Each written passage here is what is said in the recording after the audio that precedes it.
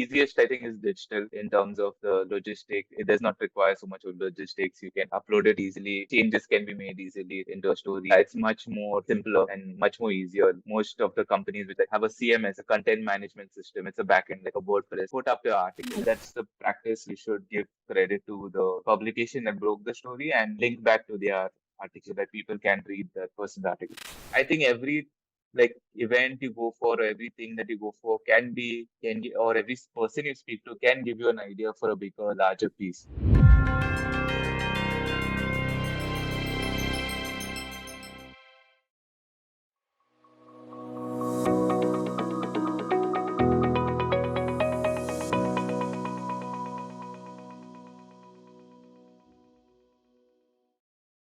So, Colin, start with a big thank you to you to take out time out of your busy work and give me time for this particular interview. Thank you so much for your time. Thanks, Moa. Glad to be here and thanks. I'm happy to share whatever my knowledge with you and everyone. So, Colin, first I would like to understand what do you think is the role of a journalist? The role of a journalist is to provide factual information to the readers and to bring out hidden information and to educate the readers that would help them make better decisions.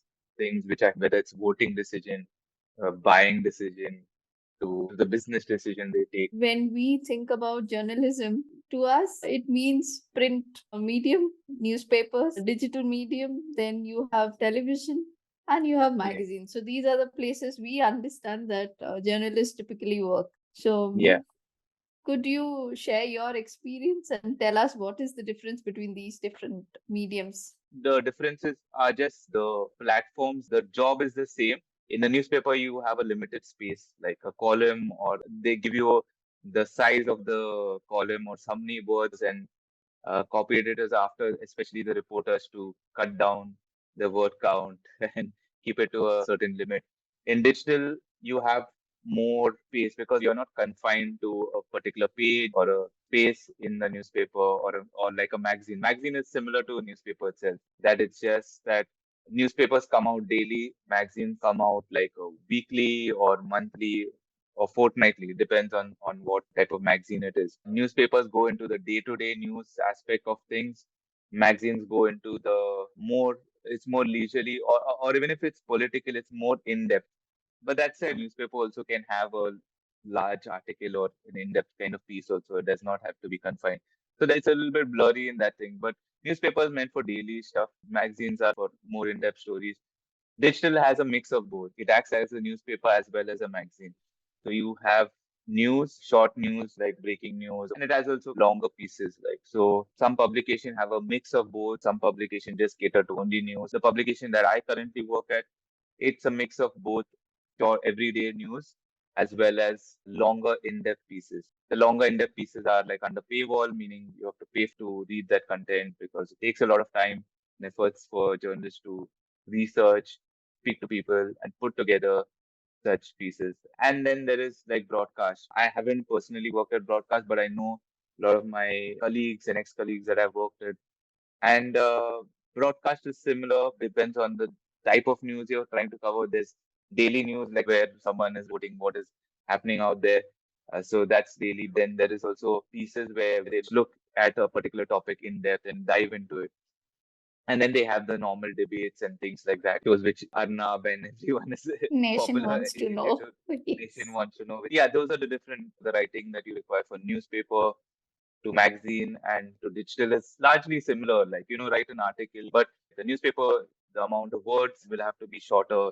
You have to make it more crisp. In digital, we have certain word limits, but you can go a little bit more than the word count. In broadcast, it's more like writing scripts. If it's a show where you are diving deep, you have to do similar rigor. You speak to people and then you speak to sources, you compile things together, you put your own research into it, and then you write a script. It's easier to get people to give quotes for article in a magazine and a newspaper, but it's very difficult to get people on camera to say those things. There's a lot of logistics that it goes into broadcast that's not there in print for a news report. For daily news, you have to go to that location. You see reporters every day on TV going to the location that wherever the thing is happening. You got to get a camera crew there, you get a van there, you got that equipment there.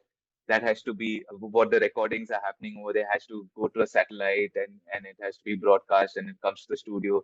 They have to do something and editing it and putting it out there. So it's a lot of logistics in broadcast, and it's expensive. That's why the other mediums, newspaper has logistics in terms of print. Everything has to be correct once it goes to print. If you make any error, then it's a very costly error for a reporter. When a journalist makes a mistake, they have to print an apology. I think it's still fairly okay compared to broadcast, but the easiest I think is digital in terms of the logistic. It does not require so much of logistics. You can upload it easily. Changes can be made easily into a story. It's much more simpler and much more easier. Most of the companies which have a CMS, the content management system. It's a backend like a WordPress. Put up your article and Modify the you will, content. yeah. And mostly in print and digital, maybe the reporter or the correspondent will hand over the report to the editor and then goes to the copy editor and forget about it. They do not take it towards the production in the end. Like in digital, most of the writers write the article. They after the edits are done, then they upload the article themselves. In many publications, puts the photos, everything. Like the production and how it looks also is in the hands of the writer of the story. So, more or less, the content writing part of it remains the same across. For Yeah. television, it's a little different because you have to think about how you are communicating with people directly. Yeah, I would say for all of them, even in broadcast, you prepare your questions for each type of people you're going to speak to, and then you ask them the question. Then there are follow-up questions that happen on the spot. Print, you don't see it. The broadcast, you see it, like, Yeah. there's cross-questioning happening. It's the same rules that apply everywhere. When you just start in journalism, you'll make a list of questions, get it vetted by your editor, and then you go out and ask these questions. But then you come back to your editor, and then the editor does, okay, this person said this, but why didn't you ask them? So you learn that through experience. Even I have made those mistakes. I've missed out things, like that information comes to me, and yeah, I'm doing my duty of asking A to Z questions, which I prepared. But that's not how it is. You get new information on the spot. You should be Able to form your you should next be you question. should be sharp enough to pick up that information and then ask another question. Sometimes you can club questions together. Sometimes the person you're interviewing will give you the answer to question number 5 or 6. You Yeah. should register that, okay, that he or she has already answered that. So I don't need to ask them again. Mhm. So, but when you're starting off, you do these kind of things. Sometimes the people who you're interviewing are nice and they still would answer it second time, though they've answered you the question. But sometimes people might be short on patience. But the basics remain the same. You need to have answer the five W's and one H of in an article. But it's not always that you have to answer all of those. Focus on where it's happening and why it's happening. And I think that simplifies focus on the story and I think the inverted pyramid format, that's like the basic thing which you learn. The most important information on top, and then the least to going down to the least important information for your storyline. So I think these are like some basic facts that are universal, like where any journalist will tell you this also too. Okay. Like when you said that you are able to see these television journalists speak to people, which you don't Yeah, get to see in other mediums, but definitely you have to go and speak to people to get your information, right? yeah, So then in all the mediums, you may have some field work to be done, like go to yes. the place and find out information and all that, right? In hours, if I may ask you, what, how does it differ? That's a good, interesting question. Yeah, from my experience, I think I've worked across different types of publications. So I think the most easiest is working in a magazine, which is a monthly magazine. If it's a weekly and all, then it can be quite hectic. But magazines, because they are over a Spaced period of out. time, Yeah. spaced out, you get more time to do your story. There's more relaxed, so you can work 9 to 5 only and and manage. Depending on how your work ethic is. So the timings are very good, I would say. If you're working in a newspaper, you're working in a newsroom, basically in a broadcast newsroom or digital newsroom, which is daily and stuff. So it can be quite hectic because the news is timely based, like so you need to be there. But for example, I work in newsroom for Zee Business in DNA, and I remember they had to cover news 24/7, like not 24/7, at least 16 hours of the day it covered. Like so, if you're working on daily news, then people work on shifts, so like 8 hours of shifts. So your timing is okay. So once you're done with the 8 hours, then you can leave. Like the next shift comes in and then they take over. But it's demanding because anything which breaks, any news comes, be the first to put up the stories. You have to write stories quickly. So those are things. And even if you're in a newspaper, you're working daily, then yeah, you need to turn around a story in a day. Even in digital publications, there are daily publications. Like also, some people work on news certain parts of the day, so they need to write a story quickly. And it's mostly short news, like, but you need to be quick at it, like, because time is of the essence. Because your story comes out half an hour later, then other publications are beat you to it, and especially when you're getting something exclusive, you need to be quick so that you get it out there before others. So that timings can be hectic, but like I've seen newspapers, the reporters start their day early. So if you're a reporter, you start your day at normal like 9 or something ish, and then you finish your report. You hand in your report by like 4 or 5 or something, and then the copy editor takes over. They copy editors come later in the day. They come like by 2 o'clock, 3 something, 1:30, 2 o'clock like that later in the day, 3 o'clock maybe also some of them did, and then they work there towards midnight. Like so, because the newspaper is going for production, they have to get the story edited, everything clarified. There'll be a lot of things. Sometimes reporters write, but they're not clarified. It's not clear, so they need that clarification. And then the report goes out until the newspaper, the pages go out there. They're working. So they work till 12 midnight and copy editors work there. And even the editor, for example, also needs to be there. Many of the times I've seen at least editors be there. And broadcast, I don't have much experience, but editors usually plan out what are you doing for today? What is the story that you're doing? To be honest, with journalism, hours can extend beyond your time. There's no fixed schedule. It's not always that you'll be overworking, but if your story requires that time, you need to get it out within a particular time frame, and you need to be quick about it. So, are you responsible for just one story? Like, if you're working on a particular newspaper, let's say, where you have to have content ready every day.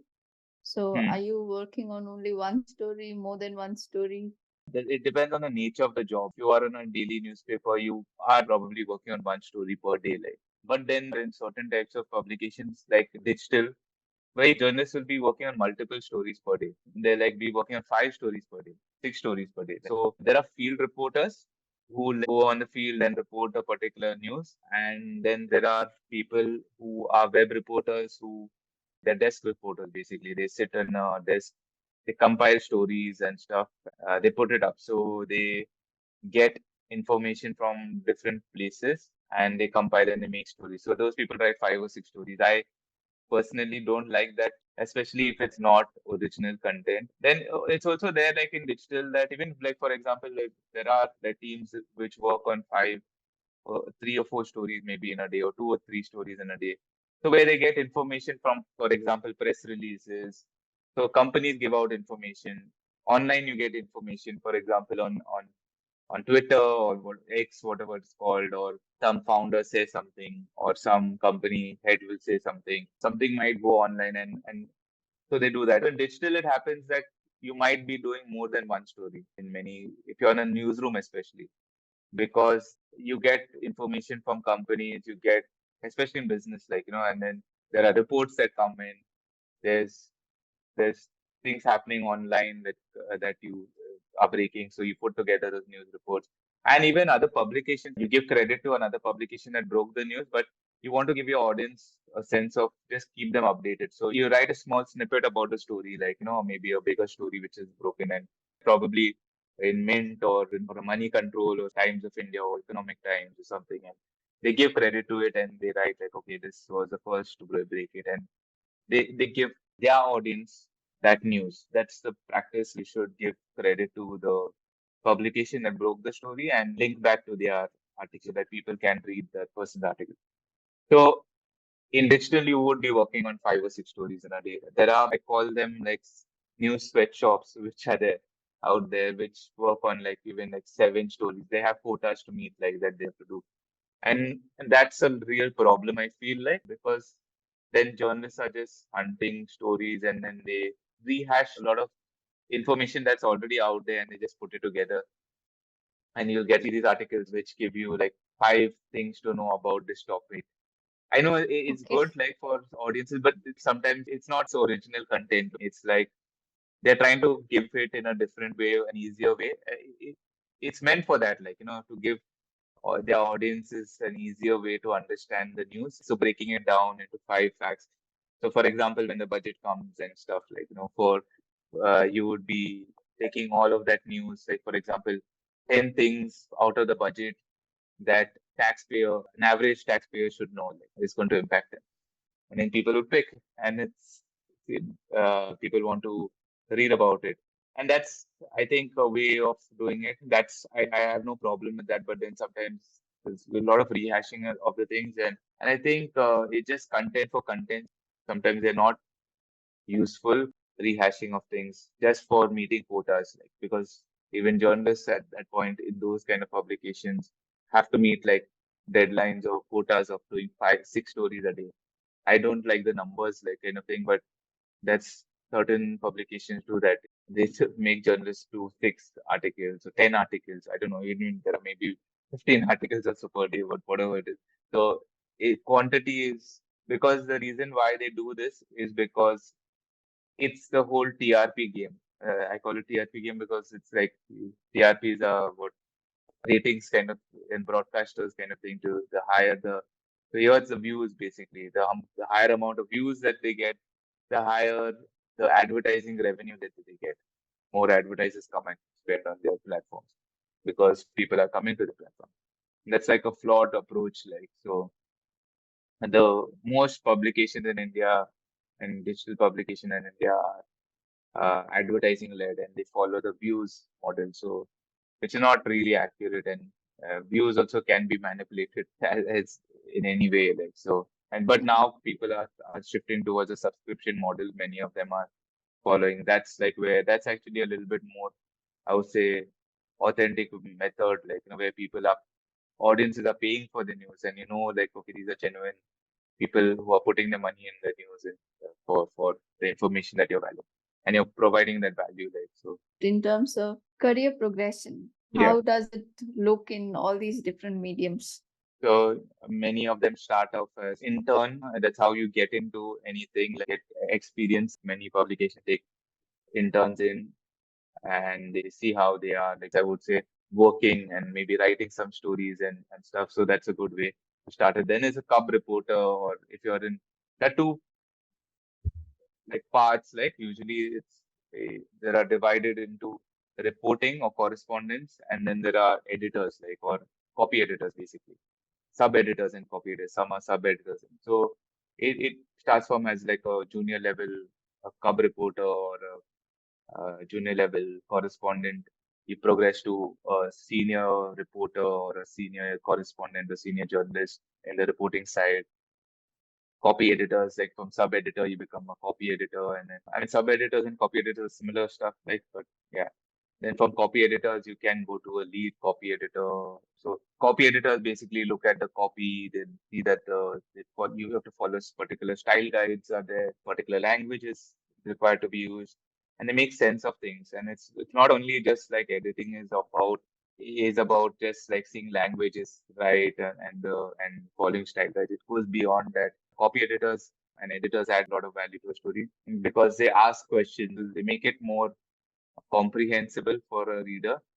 Sometimes reporters forget who they're speaking to, and they use terms. The way they write is not really understandable to an audience. So copy editors and editors see that it's factually correct, that you're not saying something which can get the publication in trouble. Also, who are the sources from where you're getting the information? You can't say anything without having the source. Is it some a report that you're citing or not? So people miss out on all of those things, and that's an integral role where an editor and a copy editors come into place. It's not that copy editor will become an editor only. Reporters also become editors. I have mostly worked as a reporter, doing feed pieces, interviewing people and things like that, and then I have gone on to the role of an editor. So you go on from a senior journalist to an assistant editor or a deputy editor, and then you go on to editor, and then an editor-in-chief or chief editor. So you can progress from both ends, like career paths, like Reporter either if you're to to a editor, like so a copy editor. So any of them can go on to become the editor-in-chief, like and or an editor, like so. But yeah, it depends on publication also, likewise. So mostly now the current publication or mostly I've seen is the reporters, at least they become the edit for a particular thing. And then you have a copy lead also at this end. So copy editors also, before you go on to become a editor-in-chief or whatever, you become a copy lead. Like so you're the head of the copy, all the copy editors, you manage all the things. So reporters become the editor, and then and then the career progression is later on. You might move to an editor and chief, like editor and chief or chief editor, as it's called. But it depends on different publications. Like for example, like certain in newspapers, for instance, they have bureau heads or bureau editors. So can become before you become editor in chief. For example, if it's not like a big short setup like this, usually what would happen is you become a head in a particular region, like or a city. For example, you become the bureau head of New Delhi, or you become the bureau head or bureau chief of Mumbai or West kind of region. So like that, and then all reporters would report to you. Would be handling that region and that particular pages. There are editors for particular pages too. So yeah, it's a lot of things. So I would say the progression can change from different level of like steps that go in changes from publication to publication. Depends on how they're set up and how their operations work like. So the larger the operations, I would say the more the amount of career progression designation. kind of things that designations would be there. For newspapers, if it's like a daily, which is Times of India, for example, there would be so many editors and there are so many copy editors and because so many publications are there. Reaching Times of India itself, the main newspaper has so many bureau heads which will be there in different places. So because there are people in different places to manage, and it's not easy, like to manage such teams. Yeah. So they have different offices. But now with digital kind of things are a little bit being consolidated. They look at consolidating regions also earlier. There's region wise now they feel like many publications feel that you don't require to have so many offices. Earlier you would have field reporters in that place and then you would need to get that information on the thing. Even I think that was how the newspapers would operate. But now, with the digital world, communication channels being there, so you can have like a particular bureau chief, like managing like half of the country also too, like because of the communication levels. Like you could send through email and stuff like your story. There's even messaging apps and things like that, which help in the things. So yeah, that's how it works. Like you come to know as you progress, like in your career, I think. You spoke about copy editor becoming an editor. Reporters who can become copy editor and then progress on Yes. to become the editor and Yeah. editor in chief. But do copy editors go through that reporting journey? Or Yeah, it's an interesting question. I think I've seen copy editors switch towards the reporting and write reports and write articles. They are quite knowledgeable themselves and they know what is required from a report. Yeah, I don't see so much like there are reporters who I know who have switched from. There's nothing restricting anyone. It depends on what you want to do. Do you enjoy editing more Mhm. than writing, going on the field and speaking to people? The editing requires a whole different approach. It's something that can elevate a story or see the story sink. Because it's not that within a day you will edit. You give feedback to the reporter to ask certain questions. Copy editors do that. If it's not clear in the story, then the story might be held back. It depends on what you want to do. And it depends on the publication. You have to be vocal to your editor, tell them that I want to try it out. And Mhm. then you get the opportunity, then you have to like prove yourself. Okay. So, in terms of work location, do you have to be located in the same place as your office? I worked remotely now for at least over 3.5 years, completely remote, but I've worked like on a hybrid also model. Like previously, I've gone a couple of days to work, but 4 days a week I've been at working at home. You don't need to be coming to an office particularly. I feel like that's very old school kind of a thing because I think Those days, the communication avenues were less. So you had to come to your office building to speak, have team meetings, like physical space. Right now, you have Zoom, you have video calling tools, you have Slack, you have all of these tools which make things easier. Like you have WhatsApp calling, you can email. So you don't need, and even in the newspaper, if you're a copy editor, maybe you need to be in office. But if you're a reporter, there were correspondents that were all over the country because it's not like every place that a company can set up an office. Okay, like so they would have like correspondents in Kashmir and correspondent in Rajasthan and someone other place. So each person would be in charge of whatever news is happening in that region, that area. Like so, if you're especially an area reporter, like, you can do that remotely. You have to, in fact, like be on the field, especially when it comes to speaking to people, or you have to go to court. If people are crime reporters, they have to go to the police station, or you're reporting on law and legal kind of things, or you're reporting on politics, and you have to go and meet those people. So you might be remotely working, but you have to be on the field and you have to go out and do things. You have to meet people. You can get certain things done today, and I've been able to do video interviews through video calling and even through text or through normal calls. But there's only certain limited. If you want to be a good journalist, sometimes you have to speak to people and meet people also once in a while. You have to have that physical meetings. It's important whether it's going for a conference and you meet the people at a conference, or you schedule an interview with people, because you develop a relationship with your sources. There's a sort of level of trust that gets built over time. When they see you, they speak to you. They might give you some things off the record, or they might give you things anonymously, tips and or story ideas, kind of things through these meetings. When broadcasters also, I remember the field reporters are always on the field. They're outside.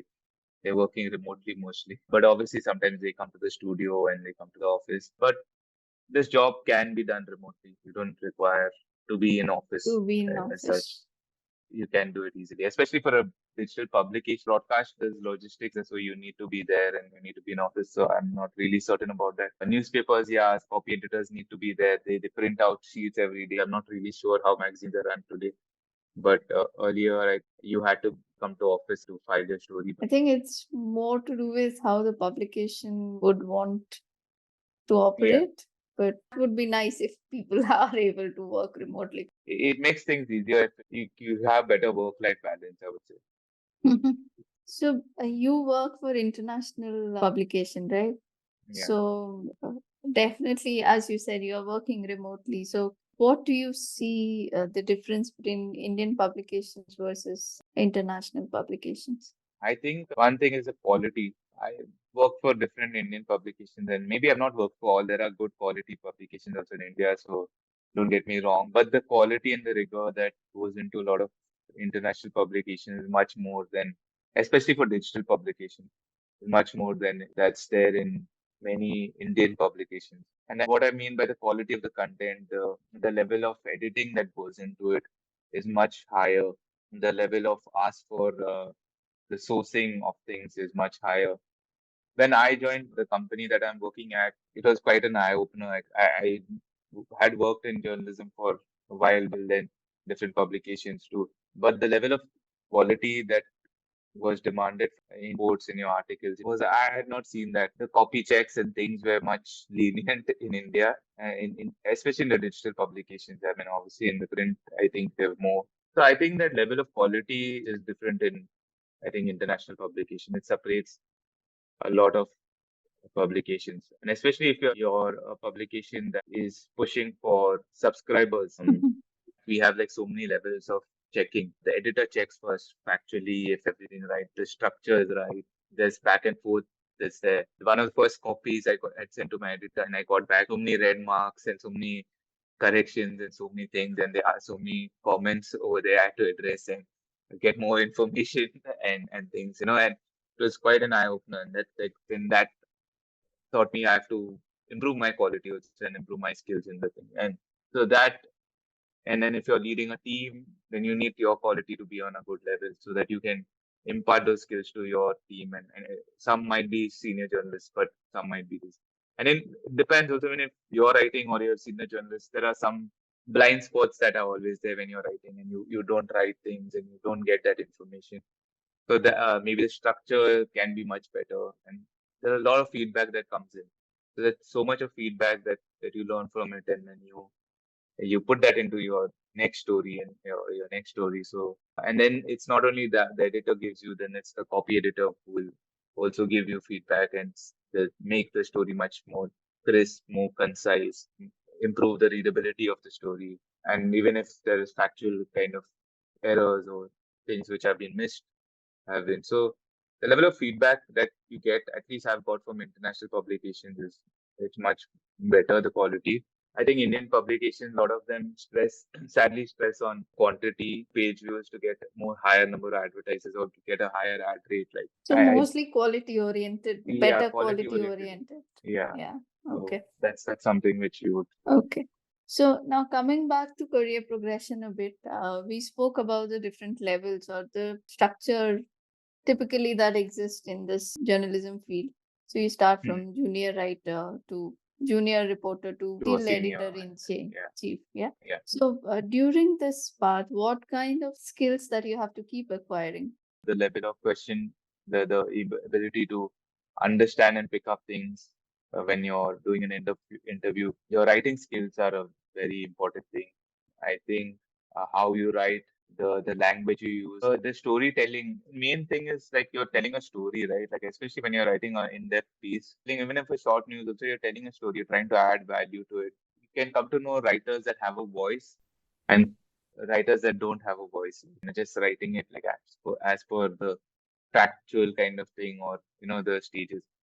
So people that add their own voice, it becomes more easier to read, and those are skills that you I think the more you read and more content that you consume, then you understand, especially quality content that you consume, you pick up that skill. So especially when it comes to business, right? And I've mostly done business journalism. Many people say, "Oh, financial, I don't understand this," but everyone can understand it. It's just the way how you put it, how you tell that story. Even numbers to tell a story. Like you can look at a balance sheet, and you can tell a story of how the company is doing. So I think those skills are something that people acquire over time. Also, like how you write, how you research. At the junior level, you might not be able to do that much of research. I like interviews, speaking to people, because you get a lot of knowledge from people like who are there in the industry within a short span of time. Within an hour, maybe of an interview, you can get so much of knowledge easily. But you have to go through the reports, knowing how to go through. Right now, we are lucky in an age where like you can Google everything and you can get a lot of information readily. But I think one thing that journalists need to do is substantiate things.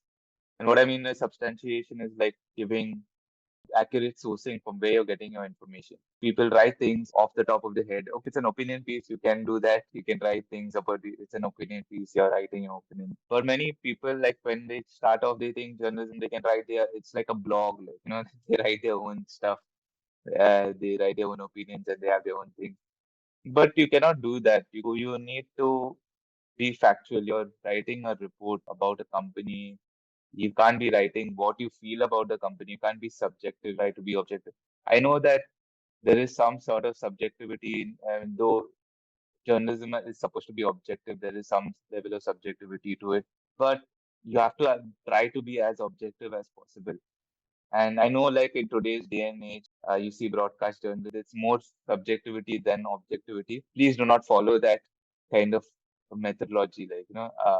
I think the objectivity is very key to it. Be factual, see reports. There are so many reports out there. You'll find ton of information out there. You can ask your sources, why are you saying this? Is it through experience? Have you read it through some report? If they say we are the market leader, who's making you a market leader? Like, what is the agency that has given you that market leader? Everyone says they're number one. What makes them number one? Everyone says like they're leading on brand in this, leading brand in that, or the top company in this.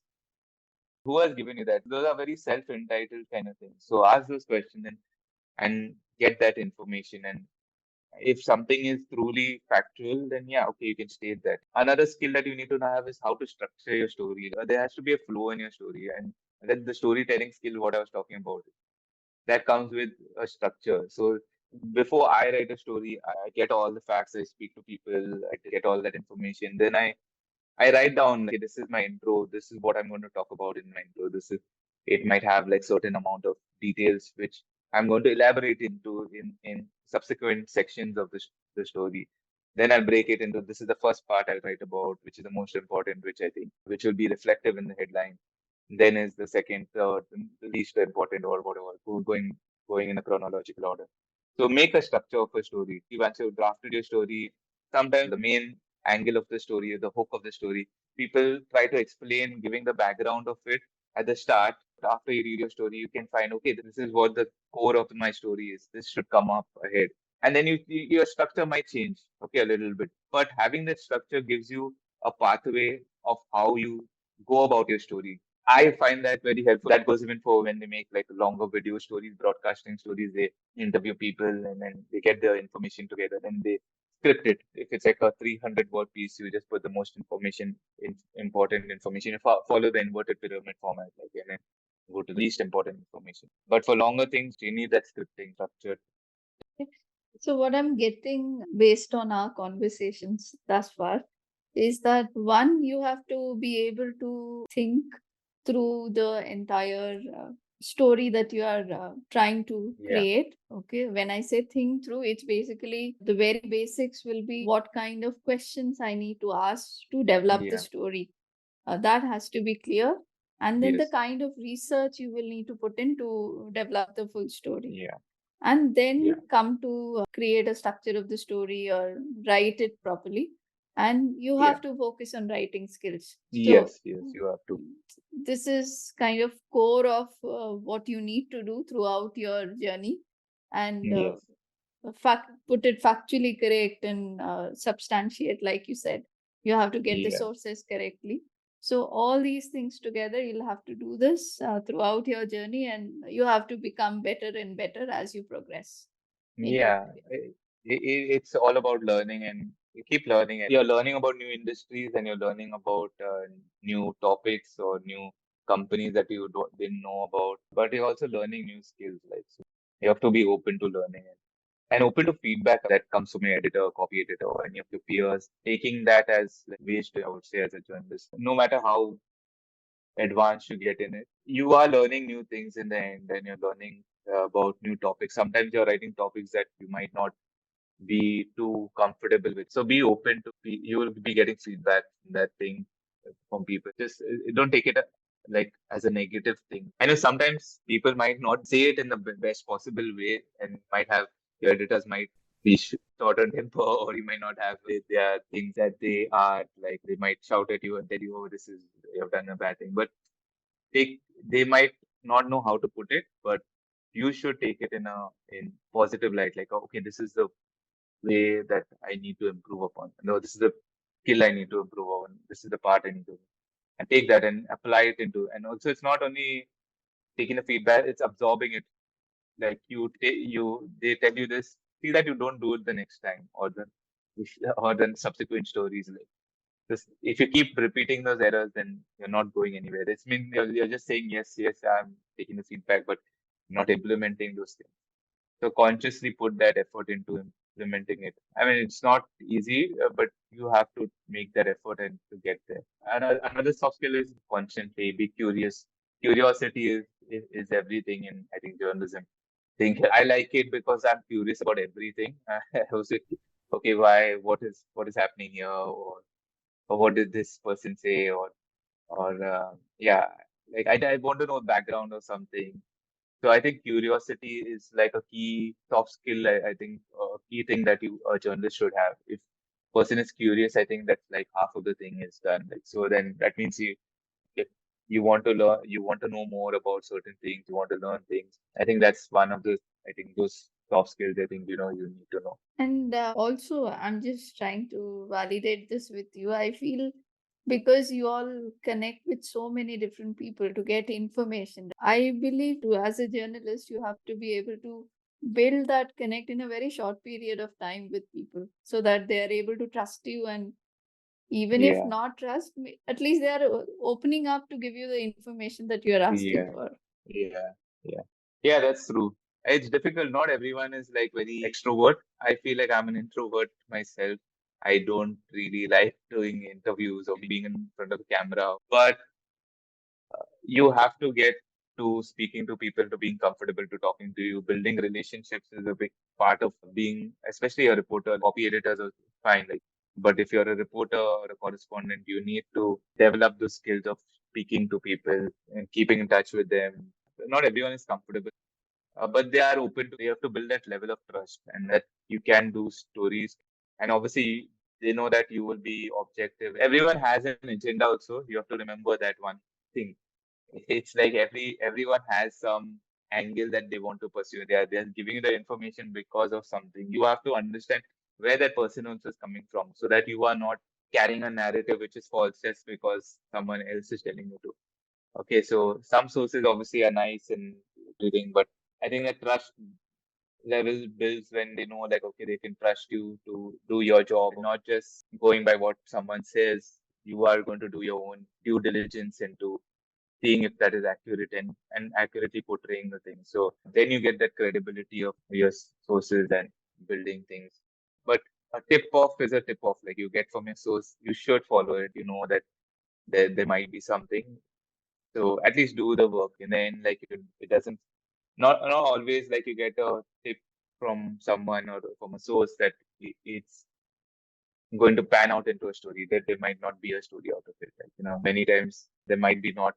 That person feels that there is something horribly wrong with this so and so X and X thing, like, but it might not be legally wrong or ethically wrong. So then it does not pan out, or you don't have that evidence also to prove that the thing. You don't have the documentation. You have to You have the have to kind of skills, validate yeah. whatever tips you are Validate, yeah. getting. Yeah. Yes. Okay. So Okay. from college to intern, Hmm. okay, like somebody who has just come out of college, Okay. maybe a mass communication based college. Okay. Hmm. What is the difference for them from there to becoming an intern? Is there a gap in the skilling, or they are able to Um, become productive from day one? no, yeah, obviously there is a gap. They teach you like the basics, and I've done sort of a mass communication course. They'll teach you the basics of the inverted pyramid format and what is important comes first and things like that. But I think people don't know how to structure a story or how to go about doing a field piece. I went to a journalism, a school when a medium mass media school, but they made us do our own student newspaper was there. Like, so that was good. You had to go out there and cover some event or some things, but so that go out and interview people and then try to write. But I think like the main thing is substantiation, being accurate, being objective in your story, how to write like a more longer piece, like for example, like structuring a story. I don't think those are some skills I feel like which are missing when they join. I think that's like learned over time. Also, how to question, how to frame questions, what questions to ask, basically. I mean, yeah, how to club questions together, how to come up with the story angle, like what makes a, like they call it a peg or a hook or a angle of a story, right? So before you get into doing anything, you have to know what is going to be your angle of your story, or what is the thing. Like there's an event, you done the event, but what is it going to be? What are you going to write on? What is the angle? What's the hook of the story? Why should readers read it in the first place? So I think you have to like my editor, the editor chief who's there with in this current company, like he had devised a thing of where you have to make a headline, a rough headline first. If you can say your story, tell what, give an idea about your story in one line itself, then you have a clear focus of your story. You have a clear angle. If you can't tell it within a sentence what your story is about as a rough headline, then it's very vague. And I think many things what happen is like when come is from many schools is they don't teach you how to come up with a focus, like peg of your story or clear hook of your story. So what makes for that kind of thing? I think, and that is also learned over time. Like sometimes you don't know, you think everything can be a story. or makes for a good story, but it comes from learning more about the industry, comes from learning about things, and yeah, asking the right questions. So when you know what that headline would be, you know what questions to ask also, you know what you need to find out also, what information that you require. So it goes all the way back, like so then it comes to all your questions, you know what you want to address first. So Mhm. I think they teach you basics, but they don't that. I think from there to That getting to part an is intern missing. is missing. Okay. And what is typically expected of an intern? Because obviously they are here to learn, I would say, because they are not ready, Mm. right? Yes. So, I think an intern, I think one thing is enthusiastic. The person has to be enthusiastic when wanting to learn and taking feedback and things like that. But I think writing stories, I mean, doing some reports would, like, they would ask you to do shorter reports. I know interns and all who we have sent, to do like, okay, cover this, cover that. So you would have to do small. They wouldn't give you like obviously big stories, and you don't expect to. You need to be patient, I would say, as an mhm, intern kind of thing. Especially a junior reporter, you won't get like big stories to do instantly, and not every publication will give you the big breaks. They'll make you to do all these smaller kind of events or certain things to cover and things like that. But I would say be sharp. I think what happens is even if you're a junior or you're an intern is even if you go for those events, try to see what you can get out of there. What is the bigger story that you can pull out of there? Can it give you a story idea? I think every like event you go for, or everything that you go for or every person you speak to can give you an idea for a bigger, larger piece. And then that I think is something which interns and all should do.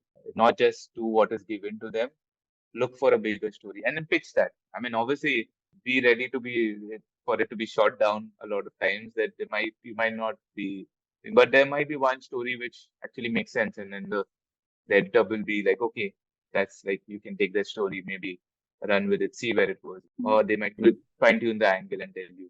But don't think that every things are too small for it at the start. Like I think that is something which I think the interns, or if you're joining as an intern or you're joining as a junior reporter, like look for larger things, look for larger trends, read a lot of news. So then you maybe something will click with some other thing. And there might be a larger trend or larger story out there that you can pitch and you can uncover.